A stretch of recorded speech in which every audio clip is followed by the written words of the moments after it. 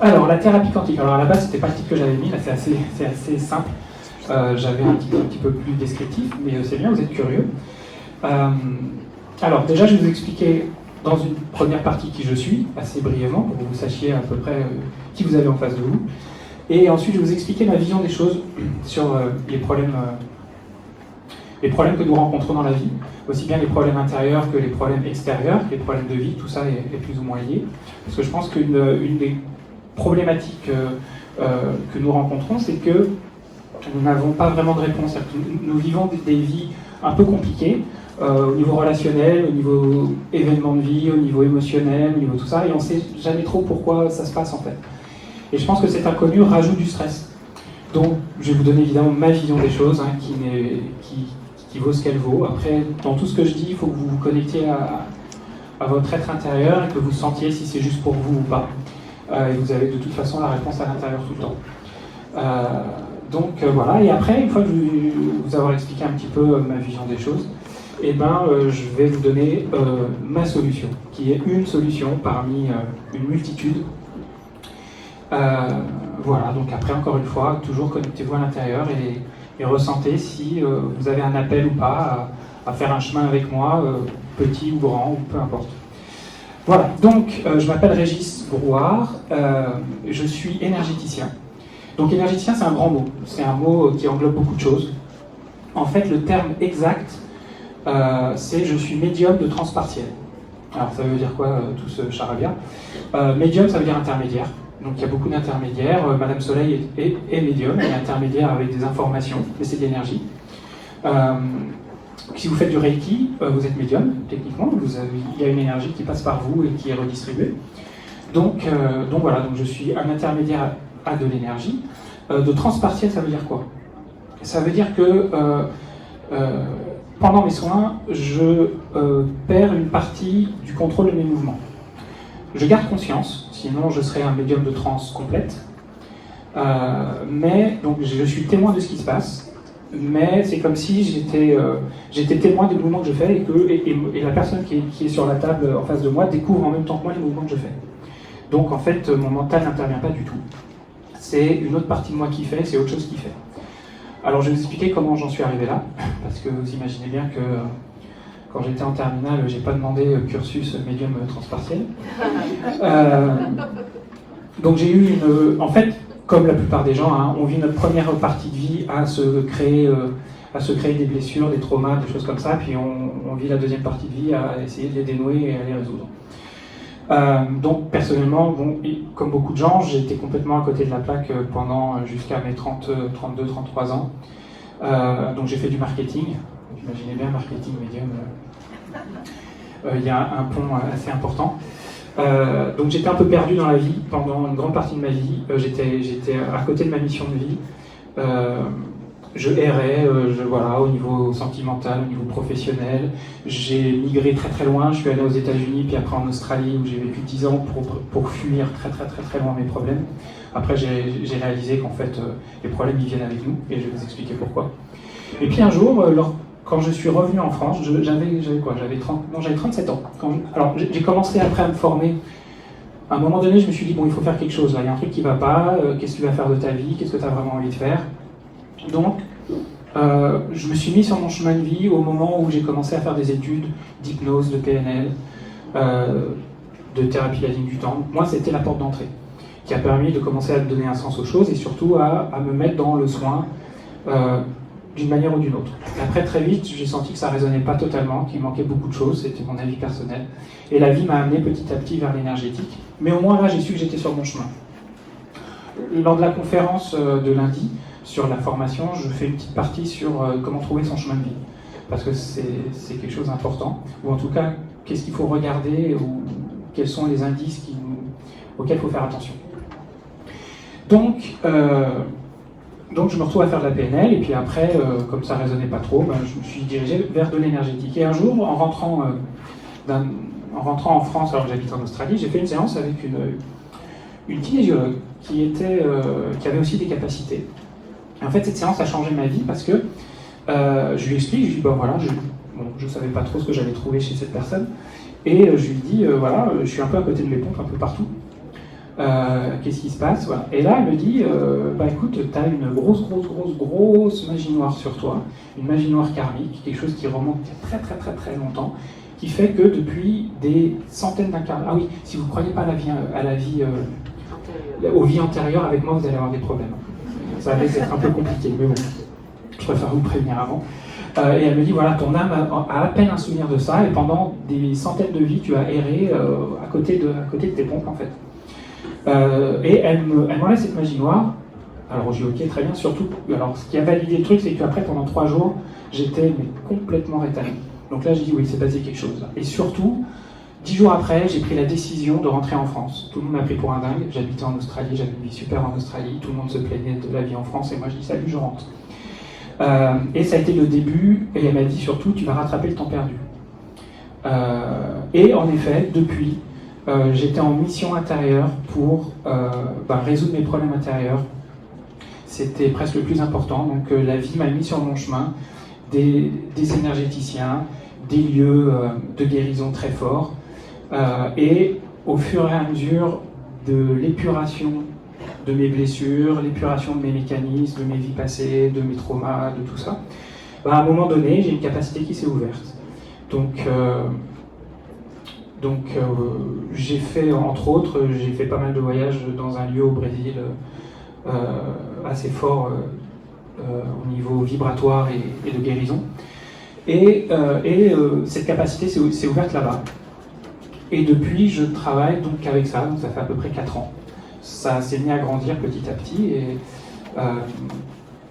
au fur et à mesure de mon évolution aussi, et ça continue à grandir. Depuis une semaine, j'ai testé, et je peux faire des soins de groupe maintenant, avec maximum 10 personnes. Donc c'est une nouvelle porte qui s'ouvre, qui n'était pas possible avant. Voilà, mais bon, je vous expliquerai ça après. Donc voilà, donc surtout, très important, à mon avis, pourquoi vous avez le problème, la vie que vous avez, au-delà du problème. Parce que la vie que vous avez, c'est pas que les problèmes, même si on est focalisé dessus, mais c'est aussi les bonnes choses. On n'attire pas que les trucs pourris. Hein. Ce serait pas drôle sinon. Donc qu'est-ce qui se passe exactement, à mon avis? Alors déjà, ce qu'il faut comprendre, et la base de tout, c'est que vous êtes que de la vibration. Et ça, c'est hyper important de voir la vie comme ça. C'est très simple, pour le comprendre, il faut revenir à l'atome. Nous sommes, la Terre, l'univers est fait d'atomes. Et si on va tout au fond de l'atome, tout au fond, au plus profond, qu'est-ce que c'est? Ça vibre. Et c'est que de la vibration. Donc en fait, si on veut essayer de schématiser, tous les éléments qui nous entourent, qu'on voit ou qu'on ne voit pas, sont composés que de vibrations. Et en fait, il n'y a aucune séparation entre les choses. On croit qu'il y a une séparation parce que ça a une fréquence vibratoire différente. Si vous êtes curieux et un peu cartésien, je vous invite à aller voir des documentaires sur les guérisseurs philippins. Les guérisseurs philippins, ils arrivent à changer la vibration de la matière de façon à ce qu'ils puissent mettre leurs mains dans le ventre des gens, retirer des trucs et enlever, il n'y a pas de cicatrice. Voilà, donc ça c'est petits travaux de maison pour aller voir un peu plus loin. Donc nous sommes que de la vibration. Donc ça c'est très important. Et il n'y a aucune séparation entre les choses, aucune. C'est juste des différences de taux vibratoire. Il est là. Alors, maintenant on va revenir un peu plus proche de l'être humain. Alors un être humain c'est quoi? Il y a un corps physique. Et autour de ce corps physique, il y a des couches. Donc, bon, je ne vais pas toutes les faire, mais il y en a 6. Ok? Donc ça fait 7 couches, grosso modo. Et ces 7 couches sont interreliées, interconnectées. Alors, même si on le schématise en couches, en fait, tout est interrelié, tout est mélangé d'une certaine manière. Seulement la différence se fait que sur chaque couche, il y a des éléments qui ont des vibrations différentes. Très intéressant, si vous googlez photo d'aura, vous allez voir qu'il y a des appareils photo maintenant qui peuvent prendre en photo l'aura. Et c'est très intéressant, parce que là, on se rend compte vraiment de ce qui se passe autour d'une personne. Donc, qu'est-ce qu'il y a dans ces 6 couches plus une? Vous avez toute votre histoire. Parce qu'un être humain, et ça c'est très important de le comprendre, c'est pas un mental. Nous sommes dans une société qui déifie le mental. En fait, celui qui a foutu le bordel, c'est notre ami Descartes, avec sa citation complètement erronée, « je pense donc je suis ». Et en fait, là, il a créé une société d'hypermental.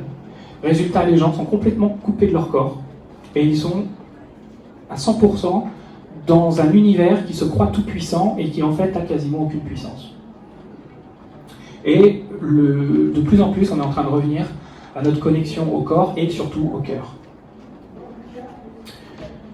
Donc ça, c'est très important de comprendre que vous êtes un être humain et vous n'êtes pas un mental. Vous êtes une âme. Donc qui dit âme, dit beaucoup de vie avant. Déjà, très très important. Il dit évidemment des traumas dans cette vie-là, des mécanismes, des mémoires, des choses qui se sont passées dans cette vie-là. Et évidemment, vous avez choisi... Ah oui, vous avez choisi vos parents, j'ai oublié de vous dire. Ça, il y en a pas mal, ils ne vont pas apprécier.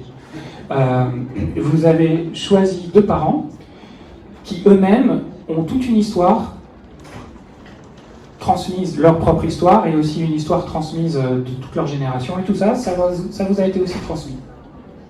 Donc en fait, vous prenez les vies passées, votre vie là, et le transgénérationnel, vous mettez ça, vous secouez bien, et ça fait qui vous êtes aujourd'hui. D'accord ? Ça veut dire que dans cette soupe, il y a toutes ces informations emmagasinées. Je vous ai dit que tout n'était que vibration. Ça veut dire que tout ça, ça vibre. C'est comme une grosse bulle vibratoire. Pour info, votre aura fait à peu près 3-4 mètres de rayon. Ça veut dire que là, vous êtes tous imbriqués les uns dans les autres. Super. Les gens qui adorent prendre le métro. Et en fait, ça vibre. Et vous avez une identité vibratoire unique. Parce que, évidemment, il n'y a pas 2 personnes qui ont les mêmes informations dans l'aura. Il y en a qui ont beaucoup de colère, beaucoup de tristesse, des problématiques d'abandon, de rejet, d'injustice, de pouvoir, de trahison. Il y en a qui ont le cœur plus ou moins ouvert, qui ont des blocages. J'ai une petite liste de tout ce qu'on peut trouver dans l'aura. Vous allez voir que le mental, avec quelques pensées, quelques croyances, c'est absolument minime comparé à ce qu'est un être humain. Et tout ça, c'est en vous. Et tout ça, ça vibre et ça a une certaine identité vibratoire. Maintenant, le truc qui est très très intéressant, c'est que toutes les vibrations similaires s'attirent. Ça veut dire que votre bulle, avec son identité, va attirer à elle une réalité qui est conforme à ce qu'elle a à l'intérieur. Il n'y a aucune exception à ça. Ça veut dire que votre vie entière n'est qu'une résonance de vous-même, à 100%. Alors pourquoi ? Ça sert à quoi ?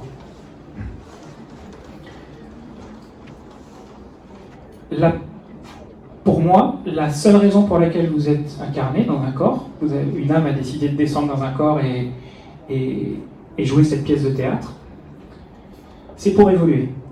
C'est pour s'élever en niveau de conscience. Pour passer, si on veut schématiser, passer de la peur à l'amour. D'accord ? Donc pour ça, il faut s'élever en niveau de conscience. Donc ça sous-entend déjà résoudre ce qui n'est pas toutes les peurs, toutes les colères que vous avez, tous ces éléments non résolus, karmiques ou manants, il faut les résoudre. Seulement, comme je vous ai dit, tout ce qu'il y a là, vous n'en avez pas conscience. Pour beaucoup d'entre vous, vous ne saviez même pas quand je vous dis, voilà, vous avez des outils éthériques à l'intérieur, vous avez parfois des entités, parfois des... Vous ne saviez pas ça, et pourtant c'est là. Mais pour les résoudre, il faut bien le savoir. Donc la vie, elle s'est dit, ce qu'on va faire, c'est on va lui présenter ses problèmes en face, en permanence, pour être sûr qu'il les voit, le mieux possible. Donc en fait, si vous avez une problématique avec le rejet, qui n'est pas résolue, que ce soit karmique, de cette vie-là, peu importe, la vie va vous présenter des événements, va créer une mise en scène où vous allez vivre des expériences de rejet, sous toutes ces formes. Et puis ça va vous faire mal, et puis forcément parce que vous avez une blessure à ce niveau-là. Jusqu'à ce que ça fasse tellement mal que vous vouliez faire quelque chose pour aller résoudre le problème. Pourquoi ça a besoin de faire mal ? En fait, la souffrance est nécessaire. Parce qu'on a un truc qui s'appelle l'ego. Et l'ego, lui, il n'a pas du tout envie de bouger. Il n'a pas envie... Parce qu'en fait, il se dit, oulala, Si jamais on commence à aller résoudre tout ça, parce que l'ego, lui, d'une certaine manière, il sait qu'il est une illusion. Si vous vous intéressez aux grands maîtres spirituels qui parlent de l'éveil spirituel, c'est ce qu'ils vont vous dire. Ils vont vous dire que toutes vos souffrances, toutes vos pensées, tout ça, c'est qu'une illusion. Vous pouvez en être témoin, donc c'est pas vous. Grosso modo, on ne va pas partir là-dessus, mais c'est l'idée. Ça veut dire que c'est complètement une illusion. L'ego, lui, il le sait.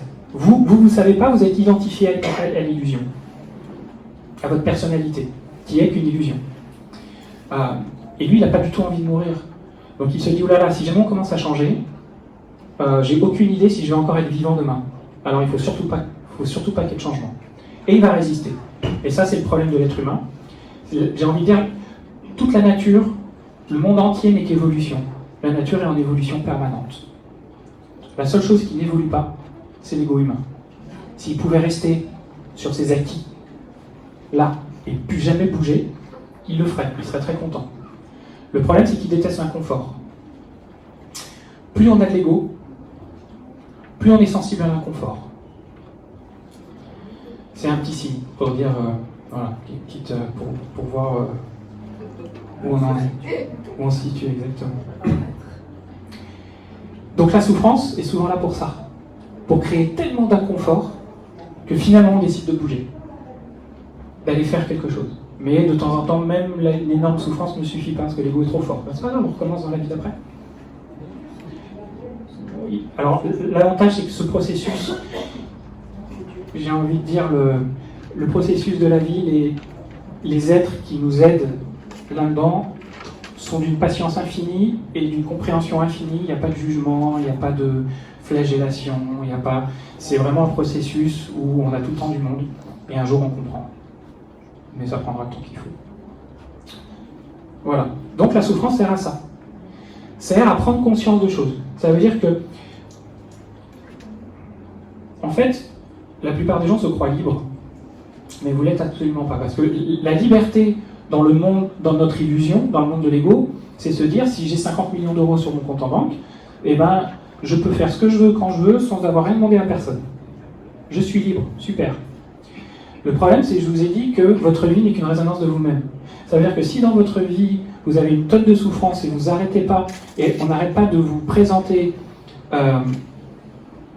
des agressions, des abandons, des rejets, des prises de pouvoir, des choses comme ça. Résultat, malgré tout, toute votre liberté apparente, votre vie émotionnelle n'est que montagne russe, ben moi j'appelle pas ça être libre. Pour moi, la vraie liberté, c'est quand vous vous êtes libéré de votre passé. Et là, ça commence à être fluide à l'intérieur. Ça veut dire que là, tout à coup, les choses ne vous touchent plus. Et comme vous n'avez plus besoin d'être testé, et ben votre vie devient fluide et harmonieuse. Alors, j'ai des gens à ce moment-là qui me disent « Oh là là, mais on devient un légume, c'est chiant, on s'emmerde, il ne se passe rien. » En fait, non. Parce que quand vous commencez vraiment à vous épurer, déjà c'est hyper agréable d'être neutre sur les choses. C'est vraiment, c'est qu'une chose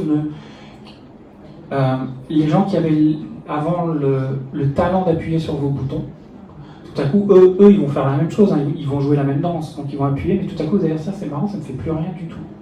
Mais sans contrôle, sans rien. Et à un moment, parfois, quand on change tellement, eh ben, ça implique du changement chez les autres aussi. Tout à coup, les autres, ils se mettent à changer aussi. Parce qu'on est tous un écosystème, et surtout les gens de votre famille, vous êtes encore plus reliés. Donc c'est assez rigolo parfois de voir les gens qui se mettent à changer naturellement sans que vous ayez rien à faire. Donc ça, vous devenez neutre. Mais surtout, il commence à y avoir une paix intérieure et une sorte de joie permanente qui commence à s'installer. C'est parce qu'en fait, quand on commence à enlever les couches de colère, de peur, de tristesse, et tout ça, ben, le cœur commence à s'ouvrir de plus en plus et il commence à être, à pouvoir s'exprimer et à être en permanence ressenti. On enlève les blocages, le contrôle, tout ça. Donc notre vie commence à être harmonieuse. Moi, personnellement, quand j'ai commencé à me mettre sur ce chemin-là, il y a 5-6 ans, donc j'avais la théorie, mais j'avais pas encore trouvé l'outil.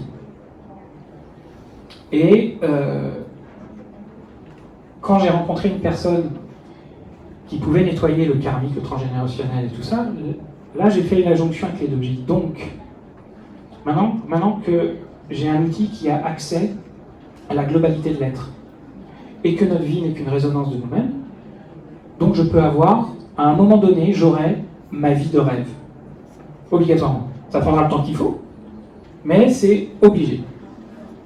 Si la théorie est vraie, c'est inévitable. Alors par contre, ce que je n'avais pas anticipé, c'est que pour arriver à ça, il faut aller chercher ces notes d'ombre. Parce qu'en fait, la vie, comme je vous ai dit, elle vous confronte à ce qui a besoin d'être résolu. Mais quand vous enlevez une couche, il y a une autre couche qui arrive en dessous, puis en plus votre être, il dit, chouette, on va pouvoir résoudre plein de trucs. Waouh, trop bien. Alors là, il commence à ouvrir les trucs et à vous confronter. Et ça commence à être un raz-de-marée pendant un moment. Et on a l'impression que ça ne s'arrête jamais. Et puis à un moment donné, on arrive à un point de bascule. Enfin, ça, je vous explique pour l'avoir. Tout ce que je vous dis là, c'est en général du vécu. Et je l'ai vu chez des amis qui ont suivi le même parcours que moi. Et on arrive à un point de bascule. Et tout à coup, on se retrouve à être beaucoup plus dans le bien-être que dans le challenge. Et par contre, quand on a un challenge, là, on le voit vraiment très bien, parce que quand la mer est plate, dès qu'il y a une petite vaguelette, on le voit encore plus. Mais de toute façon, le plus dur, c'est le début, parce que le début, il faut avoir la foi. Parce que c'est des théories, c'est des choses comme ça, et puis parfois, ça prend un petit peu de temps avant de commencer à voir le résultat qui va vraiment déclencher. Mais dès qu'on sent le résultat, là en général, l'être, il commence à être encore plus motivé. Et voilà. Mais c'est un appel intérieur, hein, attention. C'est-à-dire que, par exemple, je ne dis jamais aux gens s'il faut qu'ils reviennent me voir. Ça, c'est très important, parce qu'on a tous un chemin de vie différent. Donc si une personne est avec moi en séance, c'est que forcément, sur son chemin de vie, elle devait venir me voir au moins une fois. Elle est là. Maintenant, il n'y a aucune certitude, même si je me dis, ce serait bien qu'elle fasse 7-8 séances, mais peut-être qu'elle, son chemin de vie, c'est de faire juste une séance avec moi qui va débloquer des choses, qui va lui ouvrir d'autres perspectives, ou peut-être qu'il faudra qu'elle aille voir ailleurs. Donc c'est pas à moi de lui imposer un chemin qui n'est peut-être pas le sien.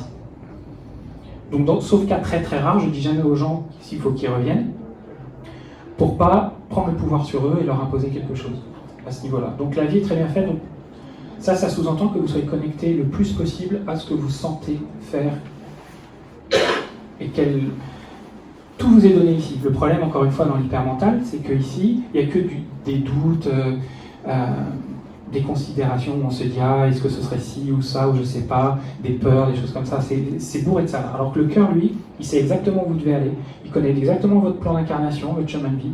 Tout ce qu'il faut, c'est vous y connecter. Le meilleur moyen de vous y connecter, vous dites je comprends pas, j'y arrive pas, j'ai pas de sensation. Je vais vous dire, c'est hyper simple. Faites 1 heure de méditation par jour. Et puis au bout d'un moment, je vous garantis que vous allez refaire la connexion et là vous allez beaucoup plus connecté.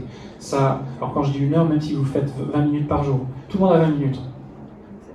Tout le monde a 20 minutes. Et si vous êtes trop occupé pour faire 20 minutes, faites 1 heure. C'est pas de moi, mais j'ai bien aimé quand je l'ai vu. Ça, c'est la clé. Ça va changer déjà beaucoup de choses. Mais ça demande une petite discipline. Question ? Oui. Je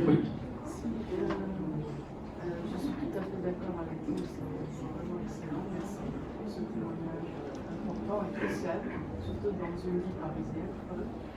Mais par rapport au chemin, enfin, quel que soit ce qui se passe autour, par rapport au chemin intérieur, justement,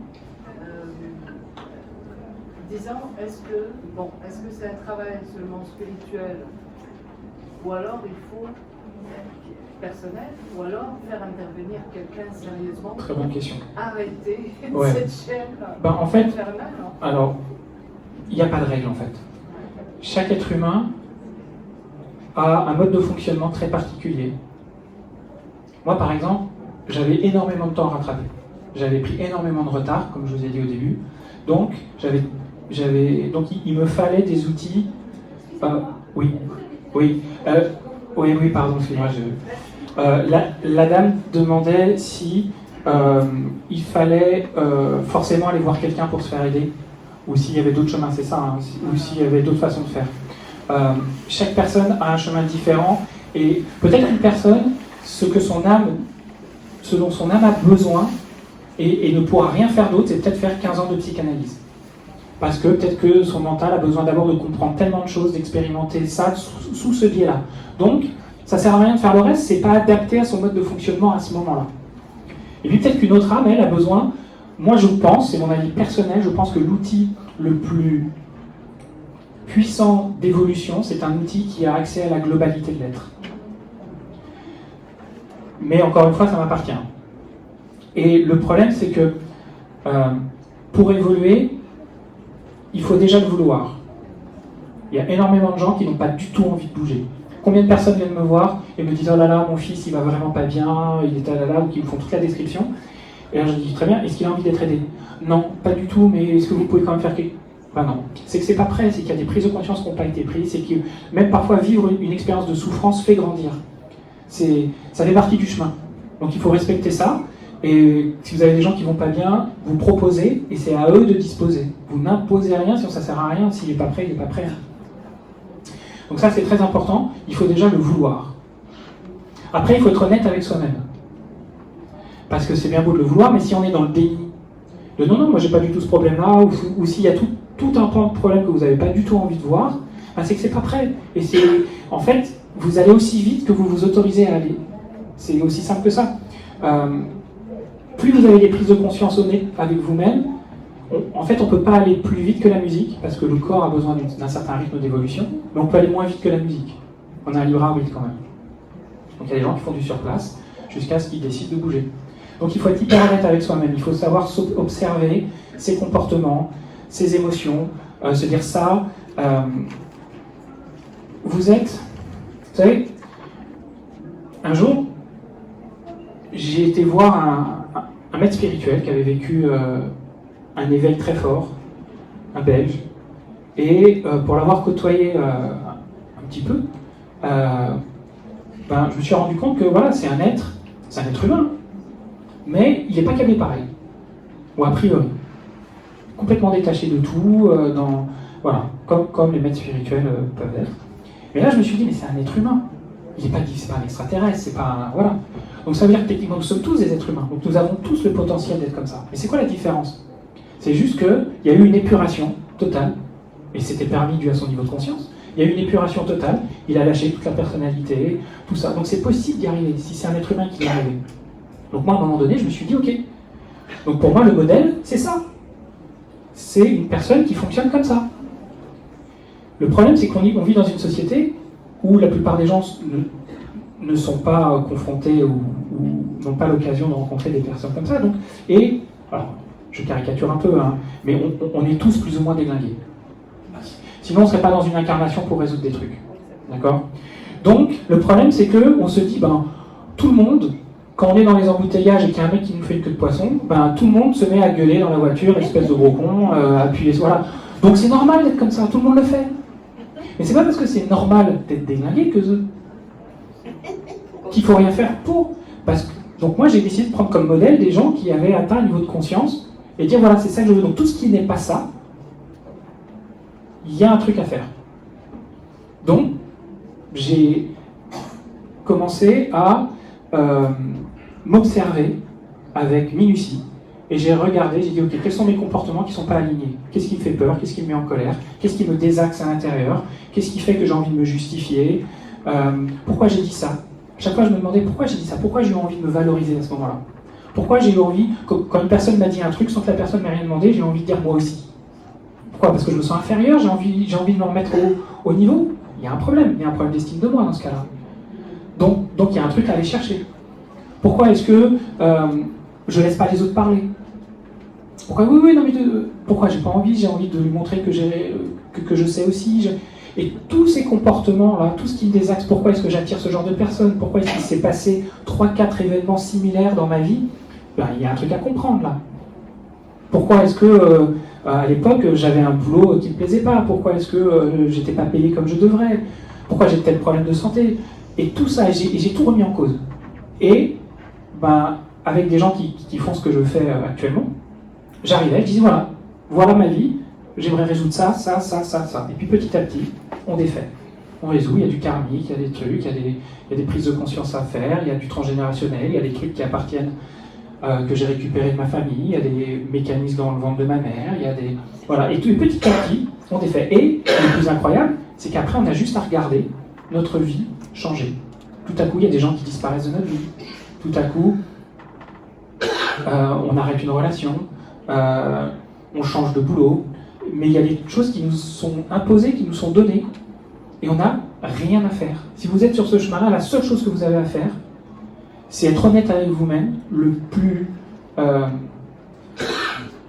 avec le plus de distance possible sur votre mode de fonctionnement, et faire quelque chose pour changer le truc, avec un outil efficace, évidemment.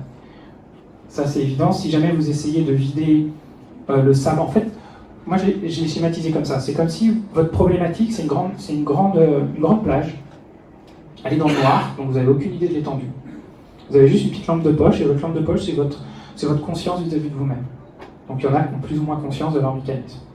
Puis on vous dit, voilà, le but de la vie, grosso modo, je schématise, en partie en tout cas, c'est de vider la plage. Mais là, on vous donne quoi pour la vider? Est-ce qu'on vous donne une passoire? Ou est-ce qu'on vous donne un bulldozer? Voilà, maintenant, l'outil qu'on va vous donner, c'est pas par hasard non plus. Parce qu'on a énormément de résistance à l'intérieur, on a énormément de peur, la peur du changement, la peur de l'inconnu. Oui, mais moi, avec toutes mes névroses, avec tous mes problèmes, je sais ce que c'est de vivre comme ça. Maintenant, si jamais on me met à résoudre ça, j'ai aucune idée de ce que c'est ma vie sans ces problèmes. Et cet inconnu peut faire peur. Il y a plein de gens qui veulent garder leurs problèmes pour avoir de l'attention, pour avoir de l'argent du gouvernement, pour qu'on s'occupe d'eux. Il y a plein de gens qui ont beaucoup de colère en eux, et ils veulent garder cette colère parce qu'ils se disent, mon Dieu, mais si jamais je lâche cette colère, c'est donner raison au gros con qui m'a fait ça il y a 20 ans. Alors ça, j'ai une petite métaphore là-dessus pour faire... ça peut aider quelques personnes. Si on vous a fait une crasse il y a 20 ans et que vous êtes toujours en colère contre ça, on va schématiser ça comme ça. C'est comme si la personne, de la colère, c'est quoi? C'est du feu intérieur. Ça crée énormément de problèmes de santé. La maladie de Crohn, entre autres, toutes les inflammations et d'autres, c'est lié principalement à de la colère. Donc ça veut dire quoi? Ça veut dire que le gros con qui vous a fait le truc il y a 20 ans, c'est votre façon de voir les choses, on va dire. C'est comme s'il avait une télécommande dans la main. Et à chaque fois que vous repensez à ce qu'il vous a fait, lui, à distance, il vous colle une décharge de colère. Donc en fait, il est encore en train de vous pourrir la vie à distance, qu'il soit mort ou vivant. C'est pareil. Donc déjà, pour lui enlever ce pouvoir-là de destruction qu'il a encore sur vous, il faut lâcher la colère. Lâcher la colère, ça ne veut pas dire être d'accord. Vous pouvez toujours avoir une opinion de ce qu'il vous a fait, c'est pas juste, c'est pas normal. Mais vous pouvez l'avoir sans émotionnel, sans destruction intérieure. Et pour ça, il faut accepter de lâcher la colère. Parce que vous faites du mal qu'à vous. La colère, ça ne vous protège pas. N'importe quelle personne qui a fait des arts martiaux saura que pour être le plus efficace dans un art martial, il faut être le plus centré possible. Plus vous êtes dans l'émotionnel, moins vous serez efficace. C'est bien une preuve que la colère, ça ne sert à rien. Voilà. Ça, c'est important. Donc, il faut vouloir lâcher. Et nous sommes notre pire ennemi à ce niveau-là. C'est très rare les gens qui n'ont aucune résistance, aucune peur du changement. Mais c'est pas grave, ça se fait au fur et à mesure. Chacun a son rythme. Il y a des gens, ils en ont très peu. Les enfants, c'est magnifique parce qu'eux, ils ont très peu de résistance. Donc voilà. Alors maintenant, on va aller... Ah, il y a une question. Alors là, la main s'est levée là. Oui. Alors maintenant, je vais aller plus sur les séances plus particulières. J'ai fini sur l'idée générale. Oui. J'aimerais savoir ce que vous entendez par quantique dans votre thérapie. Pourquoi quantique? C'est une bonne question.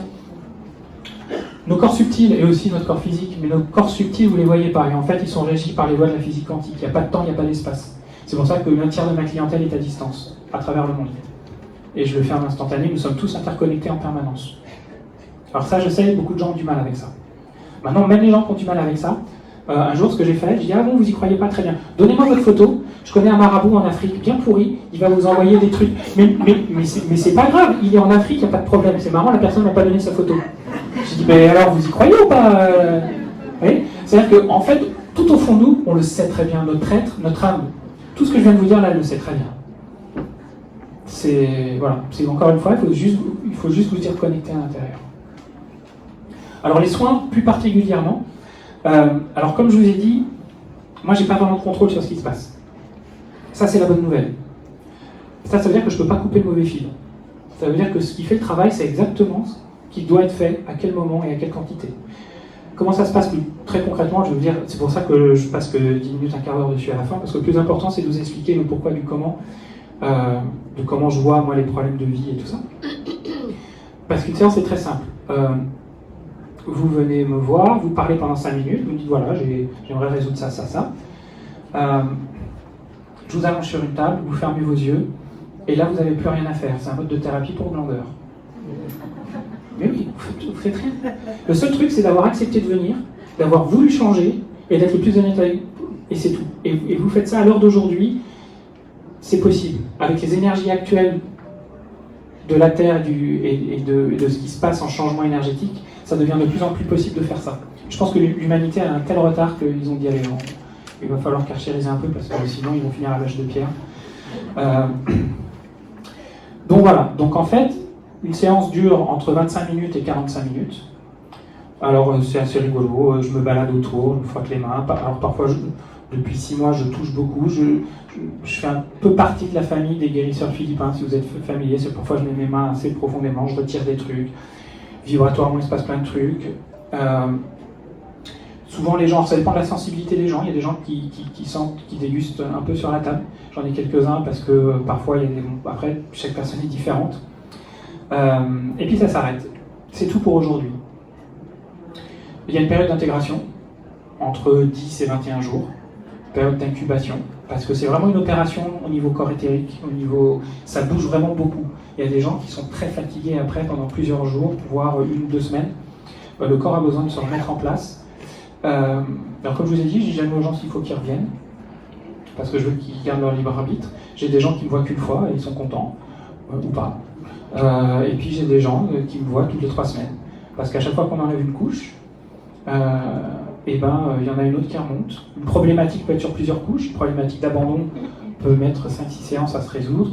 Et puis parfois il y a une autre problématique qui arrive. Alors les gens me disent tiens c'est marrant, 3 jours avant votre séance, j'ai été confronté à ça, ça, ça. Les séances elles commencent avant. J'ai des gens très très sensibles qui me décrivent ce qui se passait dans le métro quand ils sont venus me voir, ou 3-4 jours avant. Donc clairement, parce que sur le plan quantique, comme je vous dis, il n'y a pas de temps, il n'y a pas d'espace, les choses se font bien plus rapidement que sur notre petit plan matériel. Donc voilà, il n'y a pas de limite d'âge. J'ai même aidé des animaux. Bah oui, c'est des êtres vivants, ils ont aussi une âme, ils ont aussi des corps énergétiques. Les petits-enfants et les animaux, c'est la preuve qu'il n'y a pas d'effet placebo. Parce qu'eux, ils n'ont pas du tout conscience de ce qui se passe. Et pourtant, il y a les résultats. Donc ça montre bien que... Et à distance, ça se passe pas? À distance, alors c'est exactement la même chose, où vous soyez dans le monde. On s'appelle, on passe 5 minutes au téléphone, on raccroche, vous vous allongez comme si vous étiez sur ma table, et puis je vous rappelle une fois que j'ai terminé. Aussi simple que ça.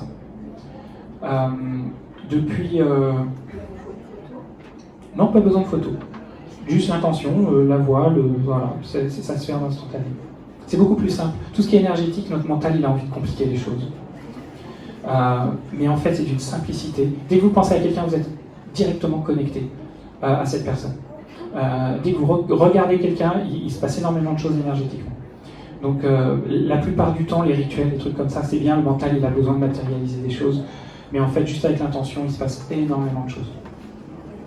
Depuis 6 mois maintenant, mais j'ai testé que la semaine dernière, mais après depuis 6 mois maintenant, je peux faire des soins de groupe. Donc a priori à l'heure actuelle c'est que 10 personnes maximum. Donc pour l'instant sur la fin de l'année je vais les proposer que pendant mes formations. Parce que sur les formations que je propose, c'est pas apprendre à faire ce que je fais là, parce que ça je peux pas l'enseigner, c'est apprendre une autre technique énergétique avec laquelle j'ai travaillé avant que ça s'ouvre de cette manière-là, que j'ai appelée l'harmonisation émotionnelle. Très brièvement, c'est une capacité qui m'avait été transmise, qui permet, lorsqu'une personne ressent un mal-être, lorsqu'elle pense à un événement de sa vie ou à une croyance, de se caler sur le mal-être et de l'enlever, de façon à ce que juste après, la personne puisse repenser à l'événement, repenser à la croyance, genre je ne mérite pas d'être heureux, je suis nul, je ne vaux rien, ce genre de croyance, ou des reproches qu'on peut faire aux parents ou à d'autres personnes. Et c'est complètement neutre, et ça je peux le transmettre. Donc c'est sur 1 journée et demie, et il n'y a pas de prérequis nécessaire du tout. Et à la fin de cette formation, maintenant, je vais faire un soin de groupe pour essayer d'enlever un maximum de blocage, parce que les gens qui veulent faire une formation, c'est souvent qu'ils veulent se mettre, aider les autres. Parfois, ils ont déjà un cabinet, parfois, ils démarrent de zéro. Et qu'est-ce qui empêche, comme je vous ai dit, que votre vie n'est qu'une résonance de vous-même. Par exemple, si vous avez beaucoup de mémoire karmique, si vous avez envie d'aider les autres, surtout avec de l'énergétique, c'est probablement dans une vie passée, vous avez été guérisseur déjà. Probablement. Et encore plus probablement, si vous avez été guérisseur dans des vies passées, vous avez probablement fini sur un barbecue plus d'une fois. Parce que c'était un peu le sport national il y a 200, 300 ans, ça gênait beaucoup de monde. Donc, votre âme, elle se dit, bon, ok, c'est ce que je suis censé faire, je suis bonne là-dedans, mais les dernières fois, ça s'est pas bien passé, je suis pas certain d'avoir envie d'y retourner. Donc, il y a des mémoires karmiques à dégager, parce que ça peut vous empêcher de vous mettre à votre compte, que ce soit fluide au niveau professionnel. Maintenant, il y a peut-être d'autres problèmes, la peur de réussir, problématique avec l'argent, voilà, plein de choses comme ça qui peuvent être très enfouies, très inconscientes. Donc, je me dis, c'est bien beau d'avoir une capacité qui vous est transmise, mais il y a plein de gens qui ont une multitude de certifications et qui ne font jamais rien avec. Pourquoi ? Parce qu'il y a souvent des peurs inconscientes à ce niveau-là. Dès que c'est fluide pour vous, votre vie devient totalement fluide. Vous n'avez rien à faire. Les clients, ils vont venir, les gens, ils vont vous demander. Enfin, c'est vraiment, c'est presque magique, c'est presque trop facile. Mais ça nécessite de faire un travail, d'avoir une conscience. Donc, je me dis, c'est très bien que je puisse faire des soins de groupe maintenant parce que ça va permettre de faire un maximum de nettoyage, même si actuellement en soins de groupe je ne peux pas faire le transgénérationnel. Je ne peux pas enlever la magie noire, chose que je peux faire en soins individuels. La seule chose que je ne peux pas faire actuellement, c'est quand des personnes ont des entités à l'intérieur d'eux. Alors, il y a des gens qui ont des entités collées à eux, ça c'est pas un problème. Oui. Vous sentez en fait la personne avec la magie noire en fait Parfois oui, parfois non, mais de toute façon, l'avantage d'avoir un mode opératoire où j'ai pas de contrôle, c'est que dès que mes mains font quelque chose de particulier, je sais que c'est de la magie noire. J'ai juste à regarder ce que font mes mains et je sais que ça, c'est quand j'enlève de la magie noire, donc je sais. Mais souvent, avant que les gens viennent, pendant le petit speech avant, je teste rapidement. Déjà, si je peux faire la séance, parce que parfois ça me dit que je ne peux pas faire la séance s'il y a une entité à l'intérieur de la personne. Alors, je dis à la personne qu'elle a une énergie qui ne lui appartient pas. C'est vrai, c'est une énergie qui ne lui appartient pas qu'avec elle. Parce que si je lui dis « vous êtes possédé », forcément, ça va vachement moins bien passer. Hein, parce que Hollywood a fait une pub à ça qui n'est pas... Voilà. Or, techniquement, c'est le mot, mais il y a ça reste de l'énergie, et il y a toute une palette. Mais le côté Hollywood, c'est 0,5%, c'est réel, hein, mais c'est 0,5% de... Voilà, la plupart du temps, c'est une entité qui est à l'intérieur, suite à un choc émotionnel, il y a eu une faille, elle est rentrée, puis elle cause des problèmes, elle peut bloquer la vie. Alors, très souvent, les soins énergétiques, quand il y a un phénomène comme ça, ils sont souvent très limités. Les gens ne sentiront pas beaucoup d'effets, parce que c'est comme si cette énergie absorbait ce qui se passait. Donc j'envoie vers quelqu'un, pour l'instant je ne peux pas le faire ça. Donc j'envoie vers une amie qui est très très compétente là-dedans, et puis une fois que le dégagement est fait, on peut faire le travail. Ah oui. Quand une personne vient vous voir pour la première fois, au bout de la première séance, si elle retombe dans un environnement qui ne lui convient pas du tout, un environnement toxique par exemple ou autre, est-ce que ça peut annuler ce qui a été fait? Alors si une personne vient voir pour la première fois et qu'elle retourne dans son environnement toxique, est-ce que ça peut annuler? Non. Parce que ce que j'enlève, ce qui est fait n'est plus à faire. Si j'ai dégagé des mémoires karmiques, ça y est, vous les avez déjà vécues, vos mémoires karmiques, elles sont nettoyées, ben c'est nettoyé. Justement, si jamais la problématique était liée aussi à son environnement toxique, c'est même intéressant d'y retourner.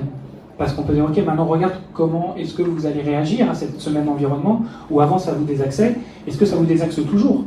Donc justement, ça... Oui. Après, une séance peut faire d'énormes transformations ou peut y aller pas à pas. Et moi, j'ai eu 2 cas, c'était il y a 2 ans de ça. 2 personnes, ils sont venus me voir une première fois pour un mal-être important. Ils sont revenus la deuxième fois, ils m'ont dit écoutez, j'ai vu aucune différence. Je dis ok. Ils sont revenus. Et donc, on a fait une deuxième séance. Ils reviennent à la 3e séance et ils me disent écoutez, je ne sais même pas pourquoi je suis là. Ça n'a fait aucune différence. On a fait la 3e séance. Et quand ils sont venus pour la 4e, ils m'ont dit écoutez, je ne sais pas ce qui s'est passé, mais une semaine après la 3e séance, tout a lâché. Et j'ai l'impression de planer, tout mon mal-être est parti. Pourquoi il a fallu 2 où a priori il ne se passait rien et tout ça, j'ai aucune idée. Je peux pas vous dire. Donc, mais leur être intérieur, ils étaient suffisamment connectés pour sentir qu'il fallait revenir. Voilà. J'ai aucune idée de votre câblage, de votre degré de résistance intérieure. Je ne sais pas. J'ai des gens qui ont des énormes transformations après une séance et j'en ai. Il se passe pas grand chose parce qu'il y a de la résistance, parce qu'ils sont peut-être pas connectés. Si j'ai eu des gens qui me disent bon, moi j'ai pas senti grand chose. Par contre, tous les gens qui m'ont vu m'ont dit tiens, j'ai plus la même tête. Mais eux, ils n'étaient pas. Parce que je vous dis, le problème c'est quand on est dans l'ultra-mental, parfois il y a des choses qui se passent dans notre corps, on n'en a pas conscience. Donc voilà, mais c'est pour ça que j'essaye un maximum de déceler si les gens peuvent venir me voir ou pas, pour pas qu'ils perdent leur temps aussi. Et puis, en général, la vie est très bien faite. Si vous allez voir quelqu'un, c'est que vous avez besoin de voir cette personne. De toute façon. Vous ne vivez jamais quelque chose dans votre vie que vous ne devez pas vivre. Ça n'existe pas. C'est pas possible. Donc, toute injustice, tout truc comme ça, vous ne mettez pas à la fenêtre. C'est, quel que soit une âme qui a décidé de se réincarner dans un coin du monde, en guerre, avec de la famine, avec tout ça, c'est horrible, on est d'accord, mais si son âme a décidé de se réincarner là, c'est qu'il y a une bonne raison, c'est qu'elle doit expérimenter ça pour comprendre des choses, pour vivre des choses. Donc, prenez ça vraiment comme une mise en scène. De façon plus terre à terre, je suis basé à Boulogne-Billancourt. J'aime bien faire des transitions comme ça. Je suis basé à Boulogne-Billancourt, le prix d'une séance c'est 90 €. J'ai l'impression d'oublier un truc. Une question, souvent ce que j'oublie, la personne me demande. Et à distance également? Oui, à distance également, tout à fait. Oui, vous pouvez prendre les prospectus après. Voilà, j'ai l'impression d'avoir... Sûr? C'est marrant, j'ai le sentiment d'avoir oublié un truc. Et en général, je m'en rends compte quand je suis à mon stand. Mon stand, c'est le J4 bis. Donc n'hésitez pas à venir me voir, papoter, poser des questions. Donc, encore une fois, si vous voulez que j'aide quelqu'un, il faut que la personne ait l'autorisation, il faut que vous ayez l'autorisation de la personne. Il n'y a pas de prise de pouvoir possible. D'accord? C'est très important. Merci beaucoup et à bientôt.